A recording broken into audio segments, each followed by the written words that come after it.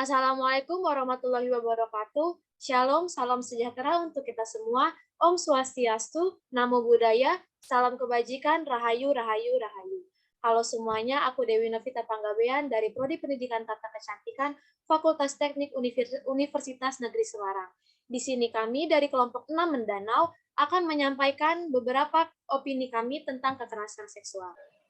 Baik, yang pertama, digeluti selama bertahun-tahun, kekerasan seksual masih menjadi pergumulan bangsa Indonesia hingga kini. Kasus kekerasan seksual bukanlah merupakan soal yang sederhana, terutama bagi masyarakat Indonesia yang berkembang saat ini. Survei menunjukkan adanya peningkatan terjadinya kekerasan seksual dari tahun ke tahun, membuat kita harus tetap waspada dan menghentikan berkembangnya kasus kekerasan seksual tersebut. Kekerasan seksual dapat terjadi pada siapa saja dan di mana saja, tidak memandang usia, gender, ataupun status sosial. Tidak hanya pada wanita, kekerasan seksual bisa terjadi pada pria. Budaya maskulinitas beracun atau toxic masculinity yang dilahirkan oleh masyarakat patriarki diyakini menjadi tabunya kenyataan bahwa laki-laki dapat menjadi korban kekerasan seksual. Budaya patriarki membangun konstruksi bahwa laki-laki merupakan sosok yang kuat, dominan, serta memiliki posisi tawar atau bargaining position, dan kuasa atau power yang lebih atas perempuan, sehingga mustahil bagi laki-laki mengalami kekerasan seksual. Terkait hal ini, sudah semestinya agenda dan upaya pencegahan atau penghapusan kekerasan seksual tidak menjadi kepentingan perempuan saja, melainkan juga lintas gender dan orientasi seksual. Baik, Kak Dewi, terima kasih. Sebelumnya, perkenalkan nama saya Nabila Nuriski, bisa dipanggil Nabila. Saya dari Fakultas Ilmu Pendidikan, jurusan Teknologi Pendidikan. Di sini saya akan menjelaskan tentang definisi atau pengertian kekerasan seksual. Saya ambil dari beberapa referensi atau artikel menurut Kementerian Pendidikan, menurut WHO, dan Komnas Perempuan. Definisi kekerasan seksual menurut Kementerian Pendidikan adalah setiap perbuatan merendahkan, menghina, melecehkan, menyerang tubuh atau fungsi reproduksi seseorang karena ketimpangan relasi kuasa atau gender yang berakibat penderitaan psikis atau fisik yang mengganggu kesehatan reproduksi seseorang. Dan kekerasan seksual menurut WHO dan Komnas Perempuan adalah tindakan yang termasuk serangan seksual dengan perbuatan yang memaksa seperti pemerkosaan, serangan seksual dengan benda, sentuhan, dan sebagainya. Sehingga seseorang merasa dirinya itu tidak nyaman, tersinggung, bahkan seperti harga diri atau martabat seseorang direndahkan. Begitu. Terima kasih. Oke, sebelumnya perkenalkan nama saya Herjunanda Kurniawan. Saya dari Prodi Pendidikan Matematika Fakultas FMIPA. Di sini saya akan menjelaskan terkait tentang latar belakang terjadinya kekerasan seksual. Banyak masyarakat yang menyalahkan korban terkait kekerasan seksual, mulai dari penampilan korban seperti cara berpakaian dan kebiasaan korban keluar malam. Sebenarnya semua itu terjadi karena kesalahan pelaku itu sendiri. Jadi, terjadinya kekerasan seksual dipengaruhi oleh dua faktor, yaitu faktor internal dan faktor eksternal. Untuk faktor internal, berarti faktor yang berasal dari diri seorang itu sendiri, seperti moral atau perilaku, biologis, dan kejiwaan. Yang pertama, untuk faktor moral.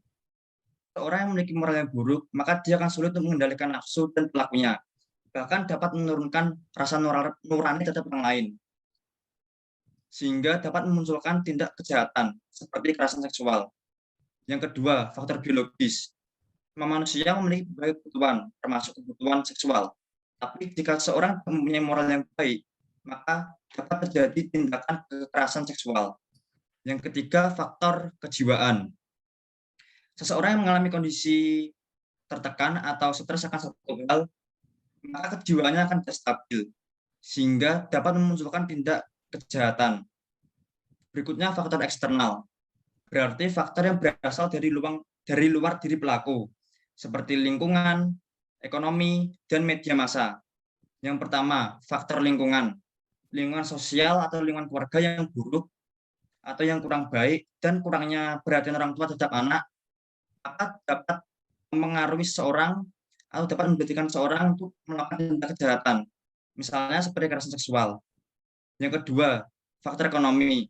Seseorang yang memiliki ekonomi rendah, maka dia akan kebanyakan dia memiliki tingkat pendidikan yang rendah, maka dia akan sulit untuk mendapatkan pekerjaan yang layak. Sehingga untuk memenuhi kebutuhan hidup dia rela untuk melakukan tindak kejahatan termasuk kekerasan seksual itu sendiri. Yang ketiga, faktor media massa.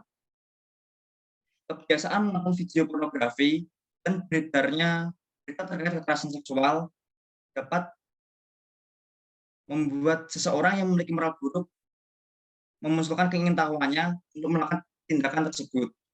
Sekian, terima kasih. Baik, terima kasih. Selanjutnya saya Isti Homsah dari Prodi Pelajaran Bahasa Jepang, Fakultas Bahasa dan Seni, kelompok 6 Mendanau akan menyampaikan opini tentang jenis kekerasan seksual verbal. Sesuai dengan Permendikbudristek nomor 30 tahun 2021, kekerasan seksual verbal berbentuk penyampaian ucapan yang memuat rayuan, lelucon, dan atau siulan yang bernuansa seksual pada korban. Kekerasan seksual tersebut dapat terjadi dimanapun dan siapapun dapat menjadi korbannya. Sebagai contoh, pelaku melakukan siulan untuk menggoda perempuan yang sedang lewat di depannya. Pelaku menganggap hal itu bukanlah suatu masalah, padahal tindakannya termasuk kekerasan seksual verbal. Contoh lainnya yaitu pelaku membuat lelucon bernuansa seksual, mengomentari kondisi fisik seksual seseorang, dan merayu disertai dengan bermain mata, bahkan parahnya lagi, pelaku mengeluarkan suara-suara yang bernuansa seksual. Tentu saja, korban akan merasa risih, malu, tidak aman, direndahkan, dilecehkan, serta dapat mengganggu kondisi mental korban. Mirisnya, hal-hal demikian seperti lumrah dan sudah dianggap biasa di Indonesia. Bukankah fenomena ini menandakan bahwa kurangnya edukasi dan pemahaman tentang kekerasan seksual pada masyarakat? Nah, demikianlah opini dari saya. Terima kasih. Oke, sebelumnya, Assalamualaikum warahmatullahi wabarakatuh. Perkenalkan, nama saya Dwi Herdita dari Prodi Ilmu Kesehatan Masyarakat, Fakultas Ilmu Keolahragaan. Saya akan menyampaikan opini tentang kekerasan seksual jenis non-fisik, yaitu kekerasan seksual tidak hanya terjadi secara fisik saja, melainkan jenis kekerasan seksual pun ada yang secara non-fisik atau kasat mata, yang artinya tidak bisa langsung diketahui perilakunya apabila kita tidak jeli memperhatikannya, karena tidak terjadi sentuhan antara pelaku dengan korbannya. Kekerasan non-fisik ini tidak menyerang secara langsung, tetapi melukai harga diri serta memberikan rasa malu yang sangat luar biasa.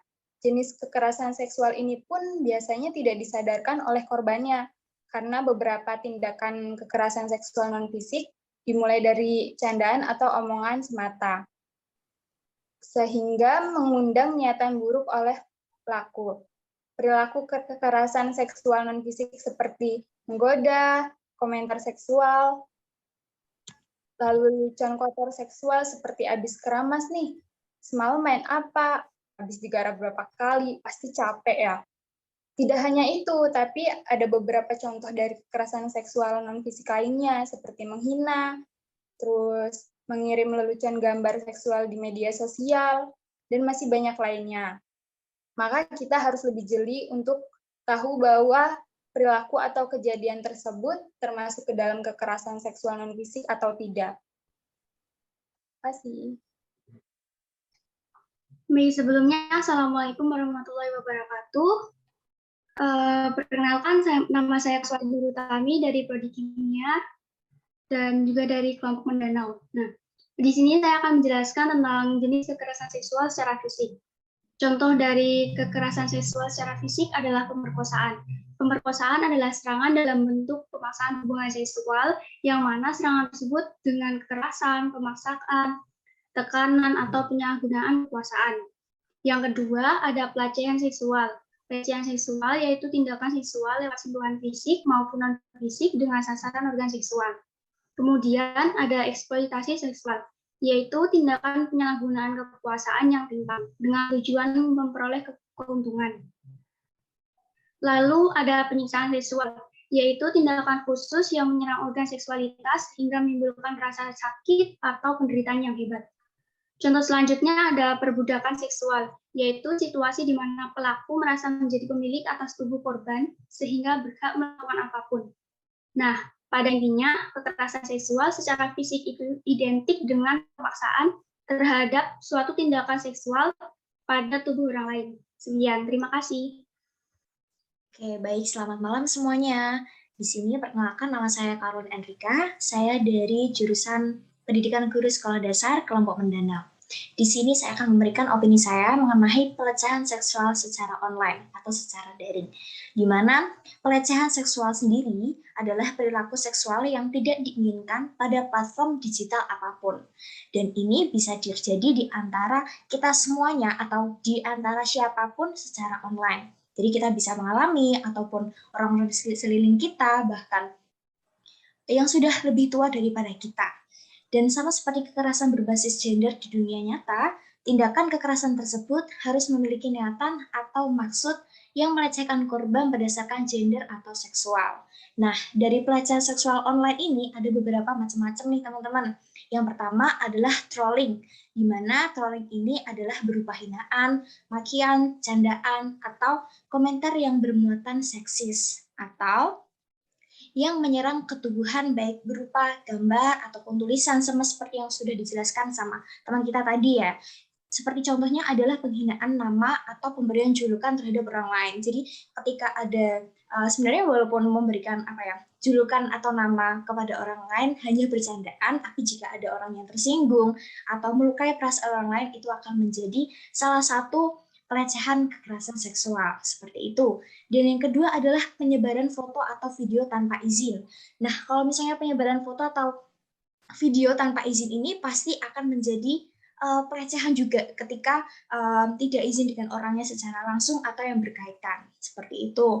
Terus yang ketiga adalah online stalking. Nah, ini teman-teman semuanya pasti tahu ya yang namanya stalking Instagram orang atau media sosial lainnya. Jadi ketika kita melakukan stalking yang tidak benar atau tidak berkenan, itu akan menjadi pelecehan seksual juga, gitu. Dan yang selanjutnya adalah peretasan akun, di mana sebagai contohnya adalah menghack akun nih teman-teman. Pasti ada nih yang mungkin salah satu dari teman-teman semuanya ada yang sudah mengalami ataupun jangan sampai kita mengalami penghackan akun, di mana penghackan akun ini termasuk dari pelecehan seksual jika tidak orang yang bersangkutan tidak mengetahui, seperti itu.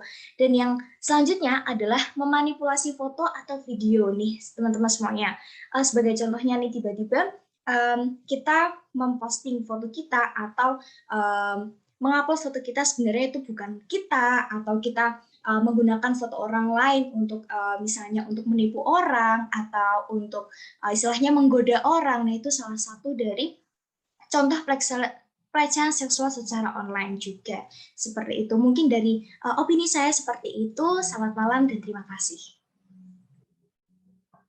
Ya, sebelumnya perkenalkan nama saya Tamam Arya dari Fakultas Ekonomi Prodi Manajemen Kelompok Mendanau. Di sini saya akan membawakan beberapa data tentang kekerasan seksual pada lingkup kampus ya.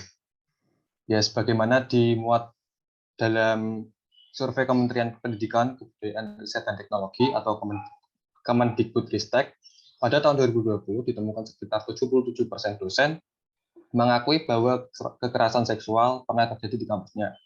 Dari kasus-kasus tersebut, sekitar 90% korbannya adalah perempuan dan 10% merupakan laki-laki. Sebesar 63% kasus kekerasan seksual di kampus tidak pernah dilaporkan.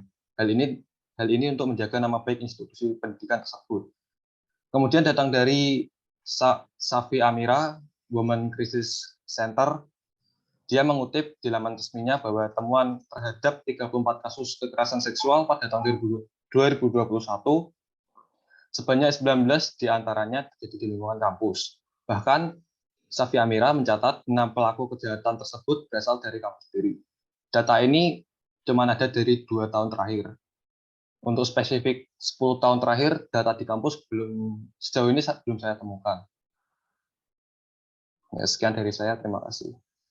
Oke, terima kasih. Selanjutnya saya Larasati Lomena Ayuni dari Fakultas Bahasa dan Seni. Di sini sudah jelas ya data mengenai kasus kekerasan seksual yang terjadi di kampus. Dan sudah diterangkan secara rinci juga oleh teman kita. Ternyata banyak korban yang berani melaporkan peristiwa kekerasan seksual, karena jika tidak ada yang berani bersuara, data kasus kekerasan seksual tidak akan pernah ada. Melapor ke pihak yang berwajib atau speak up atas apa yang terjadi dalam dirinya adalah suatu hal yang berani, meskipun tidak harus dalam waktu saat itu juga, atau mungkin korban butuh jeda untuk berani speak up. Yang terpenting mereka bisa melakukan itu sudah merupakan langkah awal yang sangat baik. Tidak banyak juga orang yang bisa melakukan hal itu. Korban-korban yang berani speak up atau melapor adalah orang-orang yang merasa bahwa dirinya juga butuh keadilan, butuh kebenaran, dan butuh perlindungan. Karena kalau mereka tidak melapor, akan lebih banyak lagi korban-korban yang ada dan si pelaku tidak akan pernah kapok.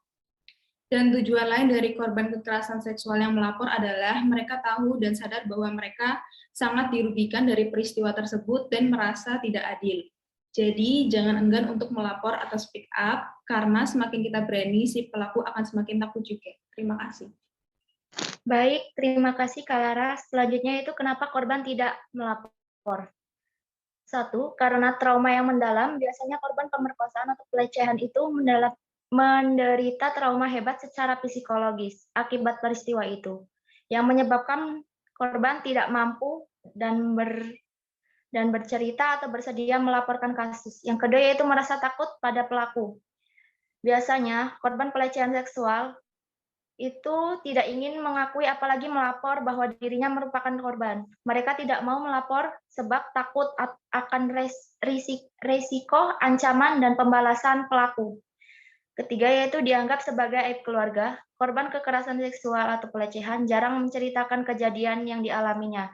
Khawatirnya dianggap aib atau tidak suci atau tidak bermoral, bahkan jarang masyarakat malah cenderung menyalahkan korban atau mengucilkan korban.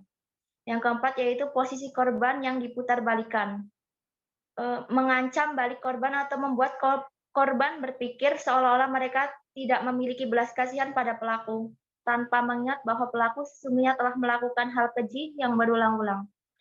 Enggan melewati proses hukum yang berbelit-belit. Korban biasanya itu melaporkan kasus setelah kejadian itu lama. Jadi untuk melaporkannya itu semakin sulit untuk mengungkapkan buktinya. Budaya mempersalahkan korban sering terjadi pada perempuan atau korban malah dituduh memberi peluang terjadinya kekerasan seksual melalui cara berpakaian, berrelasi sosial, bahasa tubuh, dan lain-lain. Yang ketujuh yaitu kurang berpihak hukum pada korban. Sikap aparat penegak hukum saat menghadapi korban malah tidak menunjukkan rasa empati. Mereka menganggap kasus yang dilaporkan sebagai kasus sepele yang bisa diselesaikan secara kekeluargaan dan cenderung menghakimi korban melalui pernyataan. Ya, terima kasih. Baik, sebelumnya perkenalkan nama saya Madi Pratama. Saya dari Fakultas Bahasa dan Seni Program Studi Sastra Perancis. Kali ini saya akan beropini mengenai jenis kekerasan seksual yang berada di kampus. Terdapat beberapa jenis atau bentuk kekerasan seksual di berbagai kalangan. Salah satunya yaitu di lingkungan kampus. Berdasarkan UU Nomor 30 Tahun 2021 Ayat 2 terdapat daftar bentuk kekerasan seksual yang terjadi di sebuah universitas. Yang pertama yaitu membuka pakaian korban secara paksa tanpa adanya persetujuan dari korban. Yang kedua yaitu menyampaikan ucapan yang memuat rayuan yang bernuansa seksual pada korban. Yang ketiga yaitu merekam, mengambil foto atau audio visual korban bernuansa seksual kepada korban tanpa adanya persetujuan dari korban. Yang keempat yaitu mengunggah foto tubuh atau informasi pribadi yang bernuansa seksual tanpa persetujuan dari korban. Yang kelima yaitu menyebarkan informasi terkait tubuh atau pribadi korban yang bernuansa seksual tanpa adanya persetujuan. Yang keenam yaitu membujuk, mengancam korban untuk melakukan kegiatan seksual yang tidak disetujui oleh korban. Yang ketujuh yaitu mengucapkan perkataan yang tidak yang melecehkan tampilan fisik. Terima kasih.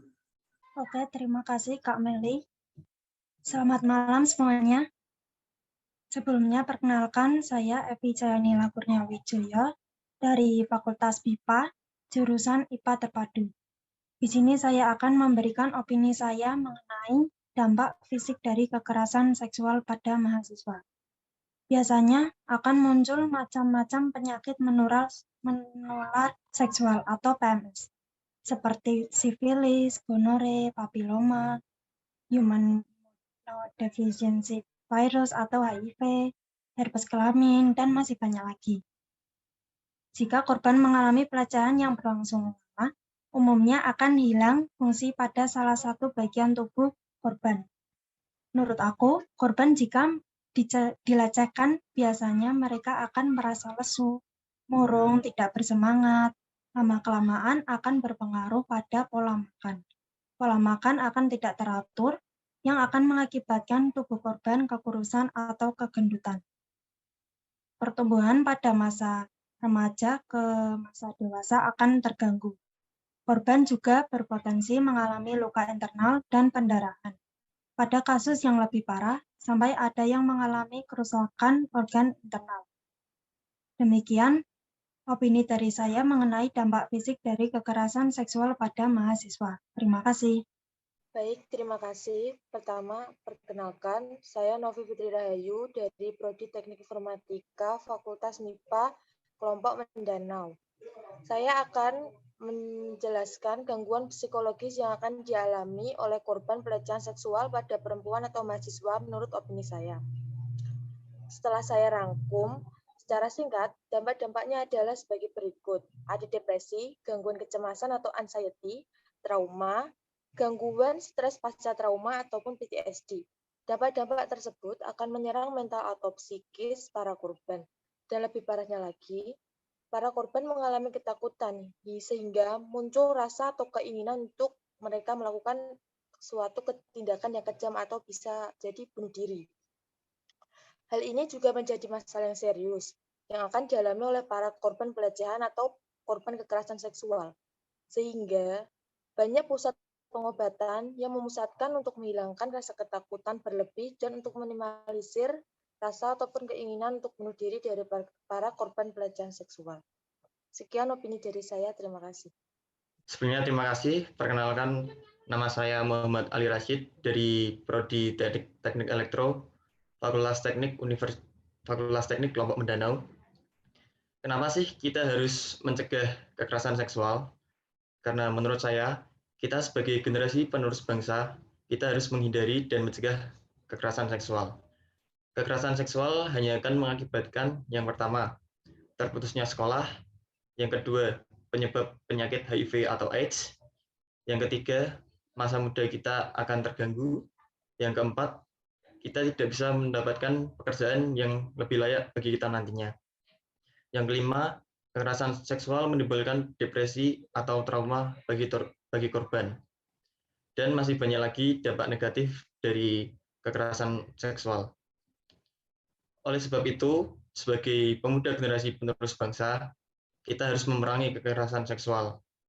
Karena kekerasan seksual merusak generasi-generasi yang unggul, dan kekerasan seksual hanya akan merugikan diri kita sendiri, keluarga, teman, kerabat, bahkan negara.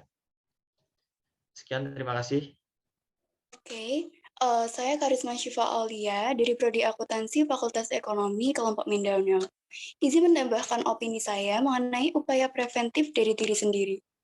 Yang pertama, mencari tahu apa itu kekerasan seksual. Kita harus memahami apa yang dimaksud dengan kekerasan seksual itu sendiri, supaya kita bisa tahu tindakan-tindakan yang termasuk kekerasan seksual itu apa saja. Pasalnya, kebanyakan kasus-kasus kekerasan seksual terjadi akibat pemahaman yang minim tentang kekerasan seksual itu sendiri. Lalu, menurut saya adalah memberi batasan terhadap sesuatu yang berhubungan dengan seksualitas. Batasan yang dimaksud di sini seperti tidak membiarkan orang memegang atau menyentuh kita secara sembarangan, menghindari obrolan yang menjurus ke seksualitas, atau semacamnya. Lalu, senantiasa mengkomunikasikan perasaan kita. Hal ini dilakukan agar kedua pihak merasa nyaman, dan apabila ada sesuatu yang membuat tidak nyaman, maka kita berhak untuk menolaknya. Kemudian, bersikap waspada dan tegas terhadap orang lain, terutama lawan jenis, agar mereka tidak mudah untuk memperdaya kita. Dan yang terakhir menurut saya adalah belajar melindungi diri sendiri, dengan mengikuti kelas bela diri, silat, karate, atau semacamnya, atau senantiasa membawa alat perlindungan diri. Sekian opini dari saya, terima kasih. Ya, sebelumnya terima kasih. Perkenalkan, saya Marlin Resmitarini dari kelompok Mendanau, Prodi Pendidikan Matematika, jurusan Matematika, Fakultas MIPA, Universitas Negeri Semarang. Di sini saya akan menyampaikan opini saya tentang upaya preventif dari keluarga dan masyarakat mengenai kekerasan seksual di perguruan tinggi. Seseorang yang minim pengetahuan tentang kekerasan seksual itu seringkali salah akan hal ini di kalangan keluarga, salah satunya disebabkan oleh tabunya masyarakat. Pengetahuan seksual bukan hanya tentang organ seksual secara ilmiah, tetapi juga tentang perilaku bagaimana kita menunjukkan kasih sayang. Komunikasi dalam keluarga setiap hari juga sangat penting. Meskipun sudah ada payung hukum yang kuat untuk melindungi kita dari kekerasan seksual, namun edukasi tetap menjadi komponen paling penting. Kita sendiri juga perlu membentengi diri dari kekerasan seksual. Bahasa kasih, bahasa cinta, dan bahasa emosional juga merupakan bagian dari pendidikan kekerasan. Kita juga harus terbuka terhadap keluarga. Lingkungan yang kondusif juga berpengaruh untuk meminimalisir terjadinya kasus kekerasan seksual. Akar persoalan harus dibangun dari lingkungan keluarga. Pengetahuan akan kekerasan seksual mulai diajarkan dari lingkungan keluarga. Masyarakat juga harus aktif, mulai dari adanya sosialisasi, khususnya ke generasi muda pun perlu dilakukan, agar dapat membekali diri dari resiko kekerasan seksual yang mungkin terjadi di lingkungan kampus. Generasi muda sekarang harus banyak mendapatkan pengetahuan mengenai kasus kekerasan seksual. Jangan beranggapan jika korban kekerasan seksual itu akan baik-baik saja. Tetapi korban kekerasan seksual justru akan mendapatkan trauma yang sangat luar biasa. Keluarga dan masyarakat itu harus berjalan dengan baik. Karena di era modern sekarang sering terjadi kekerasan seksual dimanapun dan kapanpun. Namun, maraknya kasus kekerasan seksual sering terjadi di kampus yang dialami oleh mahasiswa. Sedihnya lagi, kebanyakan korban dari kekerasan seksual adalah perempuan. Harus ada komunikasi lebih lagi dari antara keluarga, masyarakat, perguruan tinggi, dan mahasiswa mengenai kekerasan seksual, serta bergerak bersama menciptakan kampus yang bebas akan kekerasan seksual. Sekian opini dari saya, terima kasih. Baik, terima kasih. Sebelumnya perkenalkan, nama saya Dea Sofia dari Prodi Ilmu Sejarah Fakultas Ilmu Sosial. Di sini saya akan menjelaskan opini tentang bagaimana sih penanganan kekerasan seksual di perguruan tinggi. Nah, dikarenakan meningkatnya kasus kekerasan seksual di perguruan tinggi, mengharuskan seluruh pihak di perguruan tinggi untuk mengambil langkah sebagai respon terhadap masalah ini. Nah, langkah apa saja yang bisa diambil? Yang pertama adalah membangun ruang aman di kampus bagi seluruh sivitas akademika. Tentu, kekerasan seksual adalah masalah sensitif yang harus diatasi dengan hati-hati. Karena itu membutuhkan ruang khusus untuk mengatasinya, dan tentu saja itu diampu oleh tenaga profesional. Nah, entah itu bisa melakukan peer counseling maupun edukasi mengenai kekerasan seksual. Yang kedua adalah perlunya pemerataan persepsi antara dosen, mahasiswa, atau pengelola fakultas atau bisa juga universitas, dan diharapkan juga para petinggi dari jajaran struktur pengambil keputusan itu harus memiliki perspektif pro korban dan juga perspektif gender yang baik. Nah, yang terakhir adalah dalam menyelesaikan kasus kekerasan seksual di perguruan tinggi itu memerlukan kerjasama dan juga integritas dari seluruh pihak di kampus, baik itu dosen, mahasiswa, staf, kurikulum, dan yang terpenting adalah harus memiliki kesadaran akan pencegahan dan penanganan kekerasan seksual yang baik. Nah, sekian dari saya, terima kasih. Oke, sebelumnya terima kasih. Perkenalkan, nama saya Rita Nur Alia Wulandari dari Prodi PGSD Fakultas Ilmu Pendidikan. Opini saya tentang kekerasan seksual yaitu dalam upaya penanganan kekerasan seksual di perguruan tinggi, pemerintah mengeluarkan peraturan Menteri Pendidikan, Kebudayaan, Riset, dan Teknologi atau Permendikbudristek nomor 30 tahun 2021 tentang pencegahan dan penanganan kekerasan seksual di lingkungan perguruan tinggi yang telah ditetapkan tanggal 31 Agustus 2021 lalu. Permendikbudristek nomor 30 tahun 2021 hadir sebagai langkah awal untuk menanggapi keresahan mahasiswa, dosen, serta masyarakat perguruan tinggi lainnya tentang kasus